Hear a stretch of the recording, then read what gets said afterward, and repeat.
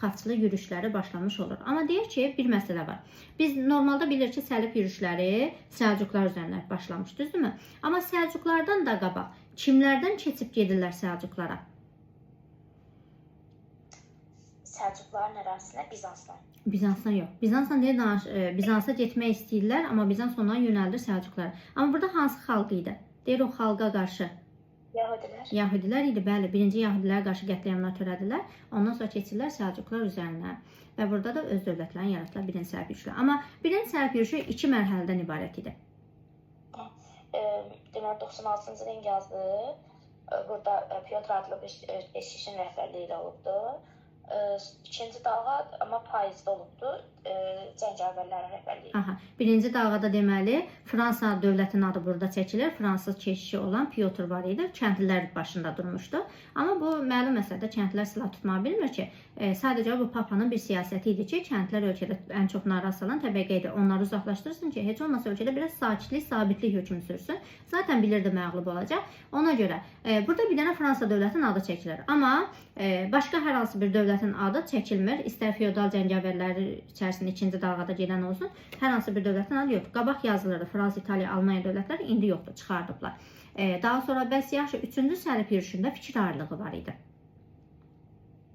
3-cü səlib yürüşündə Almanlar quru yolla gedir, İngilislərlə fransızlar dəniz yolu hərəkət edirlər. Dəniz yolunu üstünlük verirlər. Bəs yaxşı burada Alman Friedrich Barbarossa idi da gedir. Gedir hansı şəhərdə adır?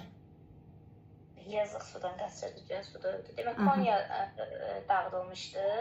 Amma Göyçü çayında boğulur ölür. Yağışdan çıxıb yağmura düşmək məsələsi buna deyirlər. Bəli, Göyçü çayında boğulub ölür. Çayda boğulub ölənlərdən biri də Süleyman Şah idi ki, Fərat çayında keçən zaman o da orada ölmüşdü. Bəli, Konya şəhərində burada Konya Səlcuq sultanlığı idi ki, onlarla mübarizə aparılmışdı Səlcuq türklərinə və orada da türkləri qətliamlar. Amma deyir ki, bunun ölümü başqalarının xoşbəxtliyi idi. Friedrich Barbarossa. Bəli, onun ölümü.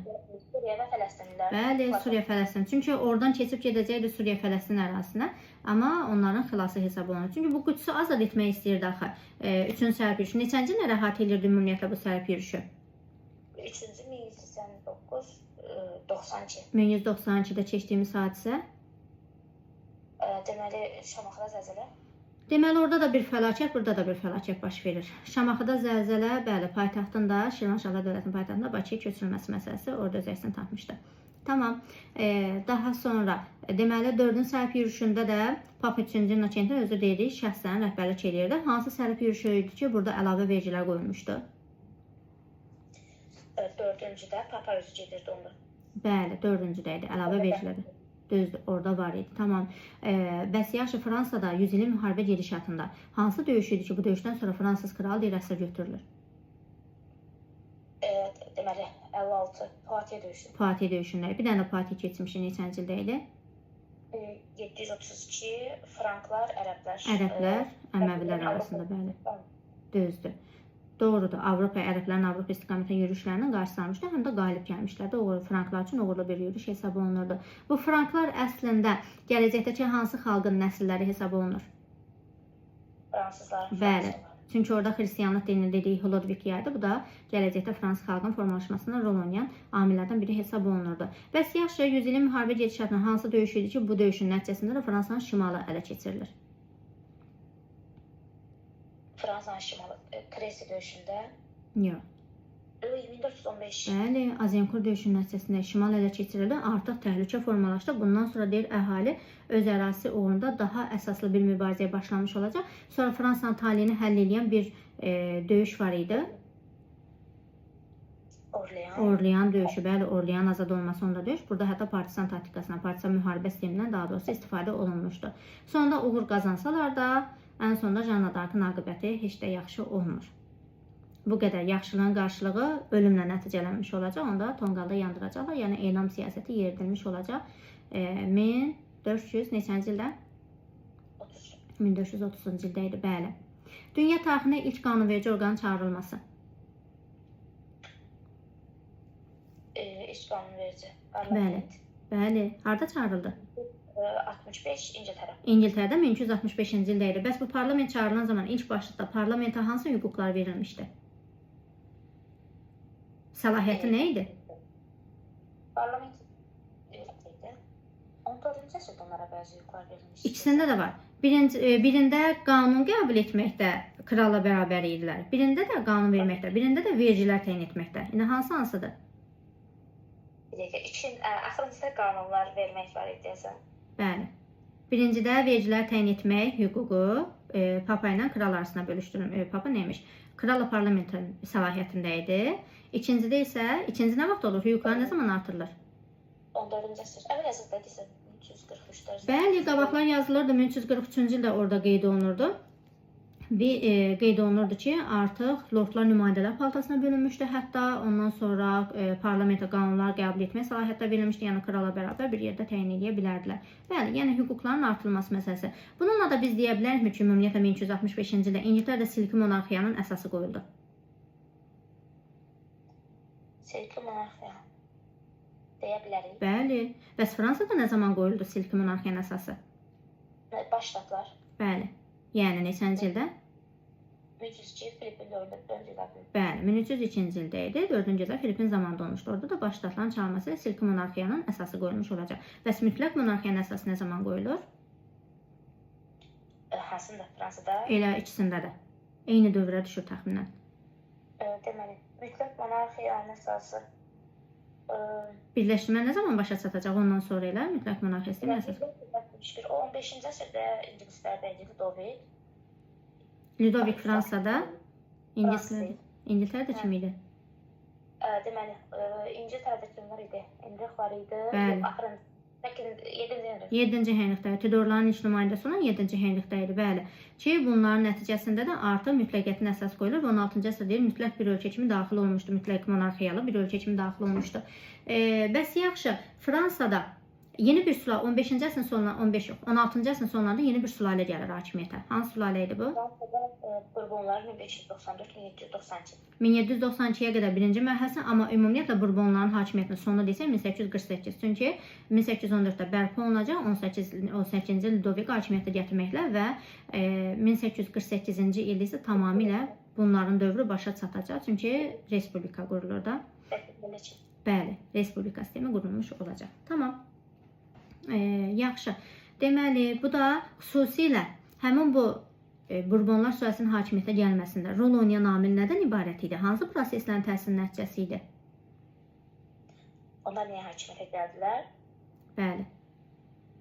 1594-də o dini müharibələrin Bəli, elə buydu. Dini və siyasi mübarizələr, ölkə daxilində siyasi çəkişmələr, daha sonra dini müharibələr bu reformasiya gedişatına baş vermiş proseslər. Reformasiyanın da bir növ təsiri olmuşdu buna. Reformasiya nə idi? Elə dini mübarizə sistemi hesab olunur da, kilsəyə qarşı olan mübarizə idi. Bəli, bunlarla bağlı idi. Hətta indi biz reformasiyanı da deyəcəyik. Reformasiyanın nəticəsində 16-cı əsrin sonlarında etiqad azadlığı qəbul olunacaq, Kalvinizm burada rəsmiləşdirilmiş olacaq. Ondan növbəti mövzularımızda biz artıq qeyd etmiş olacağıq, orada keçəcəyik. Tamam, bu belə. Daha sonra dedi ki, İngiltərə dənizlərdə ağalığı nə zaman ələ keçirdi? 1508 La-Manş döyüşü məğlub edilməz armadanı məğlub edildilər. Məğlub edilməz armadan, bəli, məğlub edilməsi nəticəsində idi. İlk dəfə Şimali Amerikaya səfər edən İngilis nümayəndəsi. Qadın Yezaveta. Yezaveta idi, bəli. Bəs Tudorların son nümayəndəsi kim olmuşdu? Elə o da Yezaveta. Yezaveta istəyirdi ki, hansı bölgədə özü üçün xüsusi bir koloniya salsın, amma baş tutmayacaq. Şimali Amerikada. Şimali Amerikada idi, bəli. Amma bu prosesdə baş tutmur, ölümü ilə əlaqədar olar. Sonra 1603-də 1-ci James gələcək və 1-ci James öz koloniyasını öz adına uyğun olaraq elə koloniya salır, Jamestown və ya da Virginia koloniyası. Tamam, 11-ci Ludovikin ölkə daxilində yeritdiyi tədbirlər hansı islahat həyata keçirdi? Bir dəqiqə 11-ci il Ludovik 1461-də olan. Bəli. Deməli, ona qarşı çıxanları özünə tabe eləmişdi. Elə ki, bir-birlərinə qırdıraraq tabe eləyibdi. Bir də özü nə deyirlər ona? Bir vergi təyin etmişdi. O da kral mülkünün güclənməsi, kral xəzinəsinin dolması hesab olunur. Nə vergisi idi bu? O illik vergi. Bəli, illik vergi tətbiq etmişdi. Bu da kral gəlirlərini artıran əsas amillərdən və onun gücünü artıran əsas amillərdən hesab olunurdu. Feodal çəkişmələrinə son qoymuşdu deyə bilərikmi? deyə bilərik. Bəli, çünki feodallara qarşı mübarizə aparır. Bəs o feodallara qarşı mübarizə apararaq hakimiyyətə gəldi axı. Gələr gəlməz də dərhal feodal çəkmələrinə son qoydu, feodal dəstələrini də aradan götürmüş oldu ki, öz mövqeyini daha çox möhkəmləndirmiş olsun. Bəli, və birləşmə prosesində bununla da deyirik ki, başa çatdırdı. Daha sonra bəs İngiltərədə 7-ci Henrik hansı tədbirləri həyata keçirdi? Deməli, 7-ci olan bunu kesin dəfə deyəsən deyə bilməmişdim. Deməli, bunda zadəganlar və orta təbəqə üçün az vergi təyin edir ki, onların dəstəyini qazana bilsin. Bəli. Bir də 11-ci Ludovik kimi feodallara qarşı mübarizə aparır.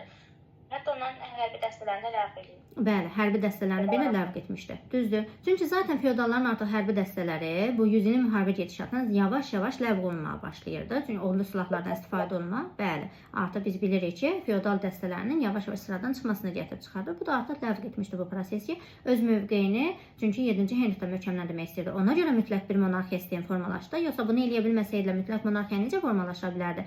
Misal üçün elə biz Ağqoyunu Qaraqoyundan götürək ki, orada nə deyirdik? Sorğu sisteminin qalması elatların, o köçəri elatların dövlətə tabe olmamasını gətirib çıxardırdı ki, bu da artıq mərkəzləşmə sisteminin yaradılmasına mane olan ən böyük amillərdən, problemlərdən biri hesab olunurdu. Amma bunlar görürsünüz, öz siyasətlərini düzgün yeritmiş oldular. Ona görə də mərkəzləşmə prosesində başa çatdırdılar və hətta mütləq monarxiya sistemində başlanğıcını qoydular. Bəs yaxşı, İngiltərədə, istərsə də Fransada olsun, kapitalist münasibətlər hansı dövrdə, neçənci əsrdən deyərik ki, daha çox inkişaf etməyə başladı artıq? Həm formalaşmağa, həm də inkişaf etməyə.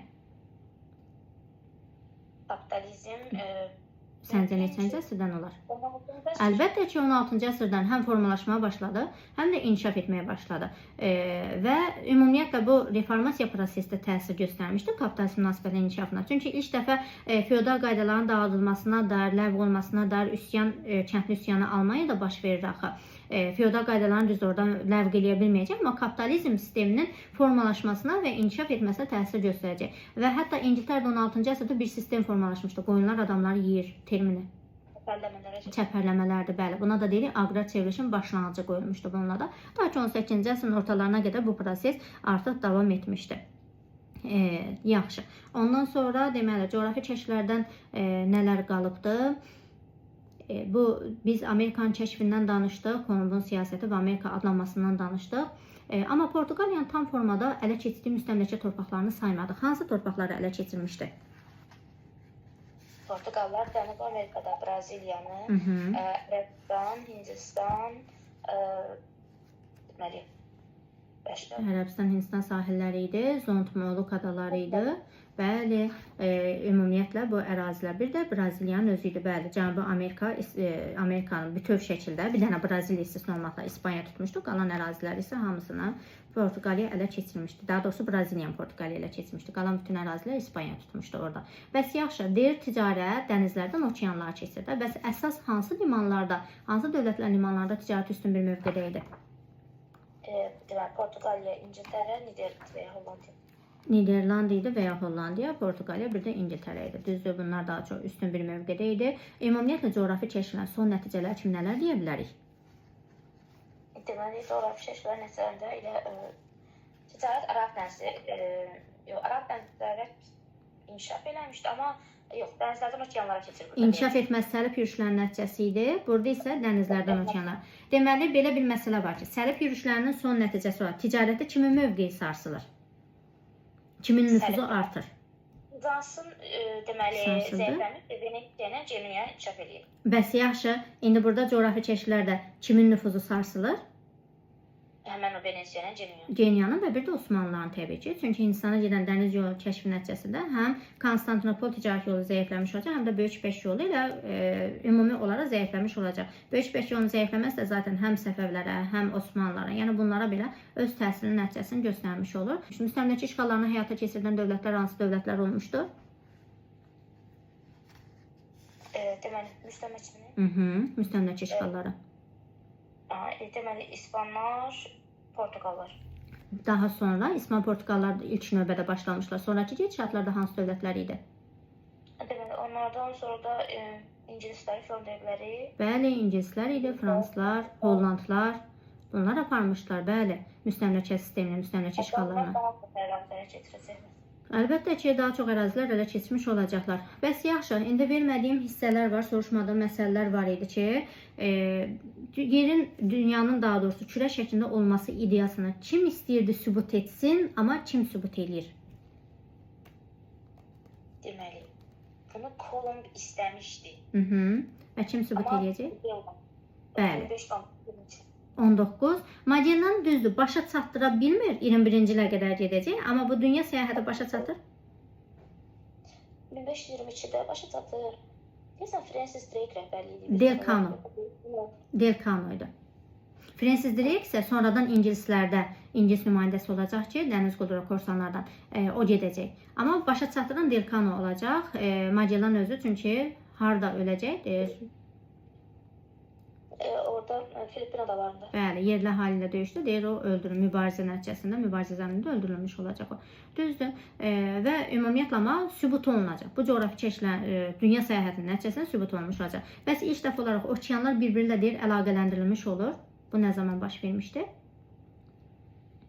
Elə burada. Elə buradaydı. Dünya səyahətində xüsusilə məsələn Magellanın zamanında hansı okeanı kəşf etmişlər? Heç bir yəni ordinasiya olmurdu, sakit yoxdur. Bəli. Sakit okeanı idi. Magellan boğazı var idi burada hətta.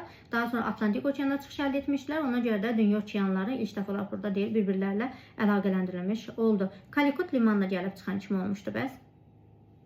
Vasco da Gama. Bəli, bu Kalikut limanını biz Kəlkütdə şəhər kimi də sonra tanıyacağıq. O da bir əsas liman şəhərlərindən. Bəli, ingilislərin Hindistanda olan əsas liman şəhərləri hesab olunurdu. Düzdür. Daha sonra deməli Karib bölgəsini kəşf edən kim oldu dedik? Karib 1492 Kolumb. Kolumb idi, bəli. Bəs Hind okeanına gəlib çıxan kim oldu? Amma oradan o tərəf irəliləyə bilmədi, Hindistana gedə bilmədi. Bu da Bartolomé Dias. Bəli, amma Hind okeanından o tərəfə gedə bilməyəcək. Onu da tamamlayan dedik. Kim oldu? Yəni Hindistanın kəşf olunması prosesini kim reallaşdırdı? Vasco da Gama 1498. Bəli, Vasco da Gama reallaşdırmış oldu. Düzdür. Və coğrafi kəşflərin son nəticəsi olaraq dünya tarixində hansı qida vasitəsində olan tələbat, ehtiyac aradan götürülür artıq? Taxıl. Taxıl olan ehtiyac bəli aradan götürülür. Çünki yeni bitkilər, qida vasitəsi olan qarodalı, kakao tütün və ən əsası da kartov idi ki, burada. Bəli, kartovu sonradan şeytan alması adlandırdılar. O dini müqəddəs kitablarına, xristiyanların müqəddəs kitabına kartovun adı çəkilmir, lənətlənmiş bir bitki kimi qiymətləndirilir. Amma sonraki gedişatlarda kartovun həyat qurtardığını görərək Avropa ölkələri daha çox buna meyil salmağa başlayacaqlar. Bir də bir sualını da verim və yekunlaşaq. Deməli, bu səlib yürüşlərin nəticəsi olaraq bəzi amillər vardı ki, deyir bu amillər gələcəkdə coğrafi kəşflərə şərait yaradan amillər hesab olunacaq. Bəli, bankçılıq sistemi idi. Bəli, bankçılıq sistemlərdir. Bunlar təsir göstərmişdir. Bu da nə ilə bağlı idi? Ticarət Aral dənizində hökmranlıq etdi, kök saldı. Venesiya, Geniya. Elə ilk bank sistemini yaradan İtaliya idi. Sonra gəmiçilik dənizlərdə üstün mövqe idisə, gəmi burada mütləq şəkildə inkişaf etməli idi. Ona görə də nəqliyyat sistemi gəmiçiliyi idi, bankçılığı idi. Bu da gələcəkdə coğrafi kəşflərin başlamasına şərait yaradan əsas amillərdən hesab olunurdu. Belə. Sizin mənə suallarınız var? Hər şeyi bilirik. Hər şeyi bilirik. Amma bəziləri olur da. Ümumiyyətlə yaxşı, bu sualda verim. Rekonkista hərəkatı. Dedi ki, 11-ci əsrdə başlayır da. Faktiki neçənci ilə başa çatır? Başa çatma ili də var. Bunu verməsə müəyyən partlayardı. Konkret ili var müəllimə? Var, konkret ili var. Neçənci ilə götürərik? 92 ili. Ay sağ ol. Qranada əmirliyi süqut etdi. Ən axırıncı qalan əmirliyi o idi. Qranada süqut etdi. Bununla da artıq rekonkista hərəkatı bitdi. Bəs başlaması deyəndə? 11-ci əsrin birinci yarısı. Niyə görə birinci yarısı? Çünki 1030-1031-ci illərdə Kordova xilafəti süqut eləyəcək. Ona görə də 11-ci əsrin birinci yarısına başlayır. Bitmədə o 1492. 1492-də tamamilə bitəcək, bəli.